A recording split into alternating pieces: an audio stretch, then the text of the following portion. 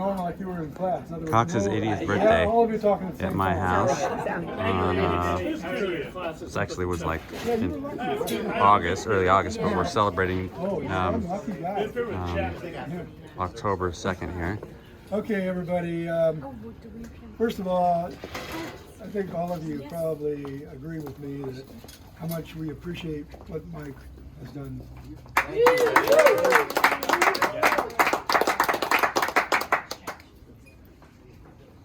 I think the idea may have started when Mike came up north for a birthday party for me, and we kind of reconnected. And he started thinking about, wait a minute, you know, why don't we share this with all the other individuals that I have been involved with all these years. And so he made it happen. Here we all are. And I anticipated some things, and I'll share some of those, and some of them have turned out to be accurate. And that is that I was probably one of the few individuals that would probably know most of you. And many of you would not know others here, but know of them because of the history of this fantastic running program, the history of it, and the camaraderie of growth and so forth. And I look at I was talking to Mike earlier that I'd really like to see a list of the coaches that have gone from me to where Mike is today. And all but 2 of them are here right now. Yeah. Wow. All the individuals that have shared in the building of what I think is a tremendous running program in Southern California. You can't say this about many other places, where you not only do you come together as fellow runners, but you come together as friends that form your friendships in the presence of running. And many of you have stayed friends in your groups for all these years. And I'd like to, there's 2 individuals in the early years, before most of you were involved with the program. I've shared this with a few people, and last night I shared it with a few. Socrates. Right. a little earlier than that. I was thinking about Alexander the Great.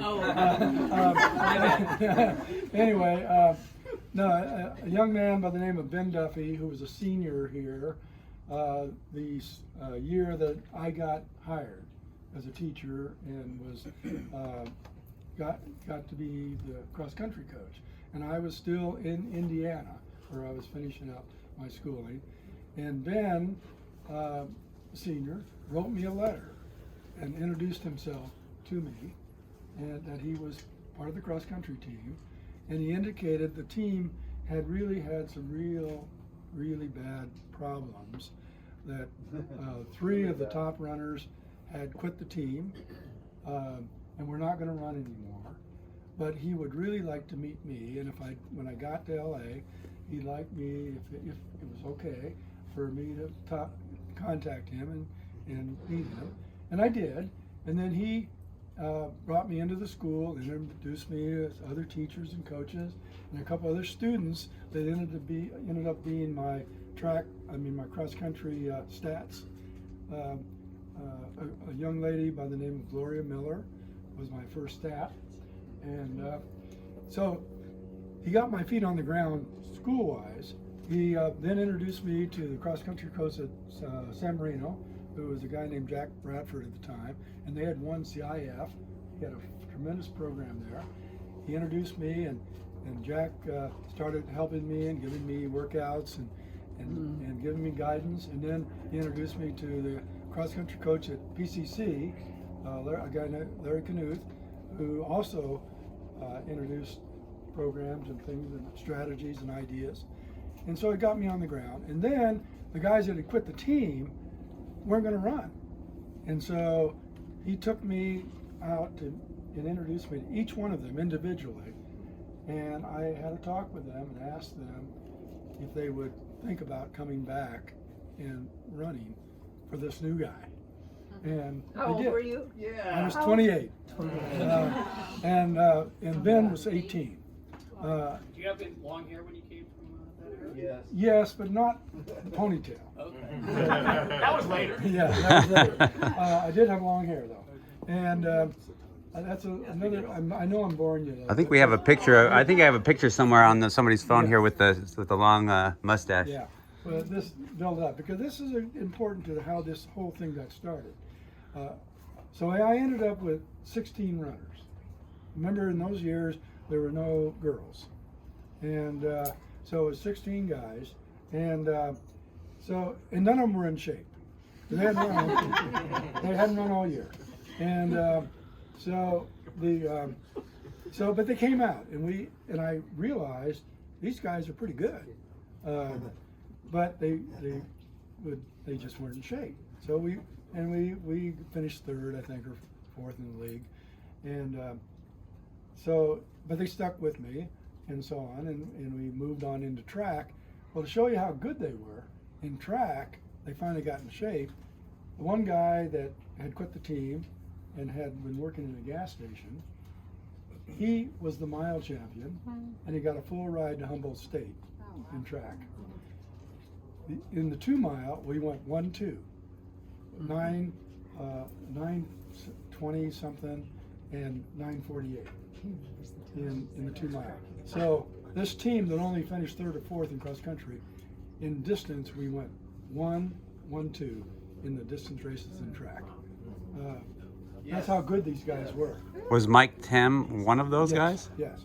Now I want to get to another part of our history. I've always, and I hope I'm right, I've always thought that we have a real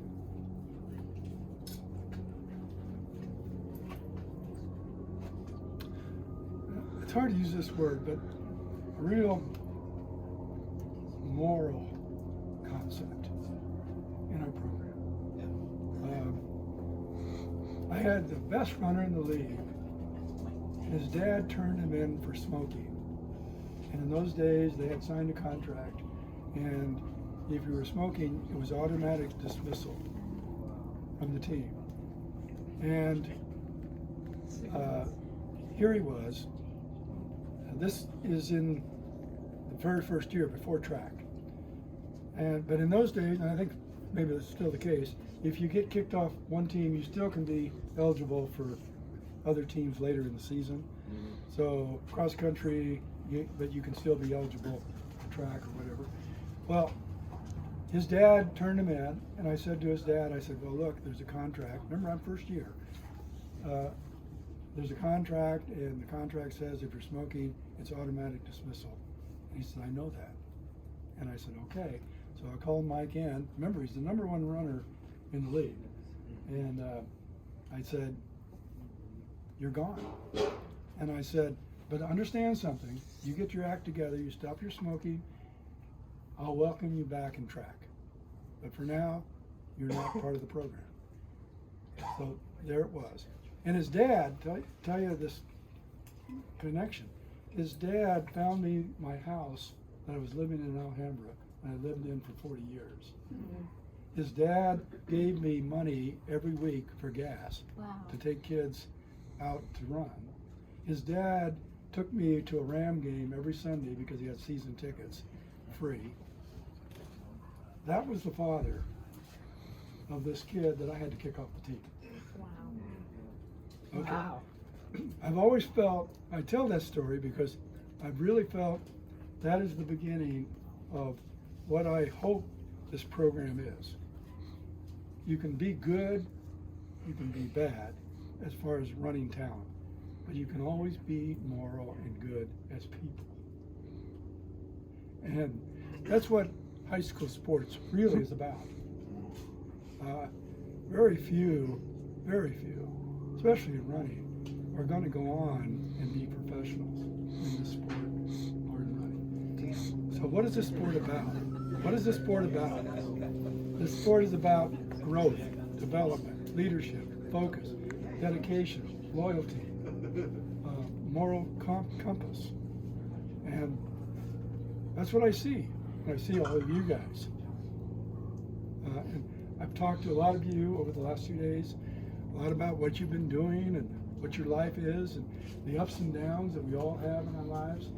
And I'm just really, really feel privileged that Mike had the